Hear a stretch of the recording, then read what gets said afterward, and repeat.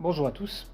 Alors, petite vidéo improvisée parce que je lisais un statut Facebook où il était écrit la catastrophe se prolonge pour 5 ans, blablabla, blablabla. Bref, là n'est pas le sujet, mais le mot catastrophe m'a amené à diverses réflexions linguistiques dont je vais vous faire part.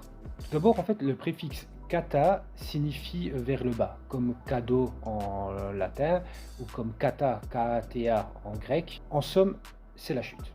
Kata, kada, hein, on a cette idée, comme dans caduc ou cadence, hein, le rythme sur lequel on retombe. On a ça déjà dans Ada, Adam, Atan, Satan, c'est la même chose. Satan, par exemple, c'est l'ange déchu. Mais Atan, par exemple, si on retire l'article, eh ça signifie déjà renverser vers le bas, comme le pot Atan, c'est un pot renversé.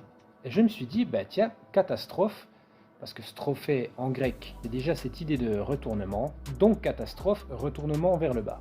Mais kata, ça m'a fait aussi directement penser à cat.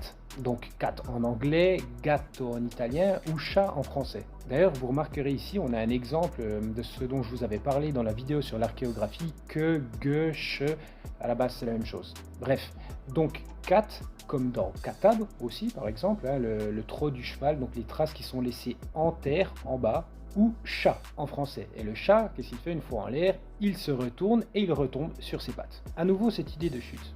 Et ce chat, on l'appelle aussi Minou ou Minet, rien à voir avec Bernard, mais Minet c'était bien le chat en gallo-romain. D'où l'expression des potrons Minet, qui signifie en fait de bon matin. Pourquoi? Parce que potron c'est poitron, c'est-à-dire le derrière du chat, c'est-à-dire le moment où on voyait en fait le derrière du chat. Un autre truc intéressant par rapport à ce chat, c'est qu'au Moyen-Âge, ce chat on l'appelait Mousio ou Mourio ou encore Mouriceps. En tout cas, au début, on retrouve mousse. Et mousse, ça nous fait penser à mouse, d'accord? La souris. Comme quoi, ils étaient déjà étroitement liés. Et qu'est-ce qu'elle fait, cette petite mouse? Elle se cache en bas. Elle se cache pour protéger. Tout comme mouse, mouth, la bouche, d'accord, qui cache, qui bouche, hein, justement, pour protéger ce qui est à l'intérieur. Les muqueuses, par exemple. On a cette idée, mousse, mouque, mousse, mouque, muque, muche, parce que mucher, ça signifie aussi, finalement, se cacher. Et ce verbe mucher a même donné une muche, c'est une galerie souterraine qui a été créée par des hommes à des fins de protection.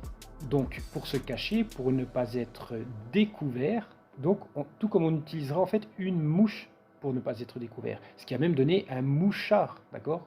Et si on n'est pas découvert, on est couvert comme une mouche en médecine, qui est, je vous le donne en mille, un cataplasme.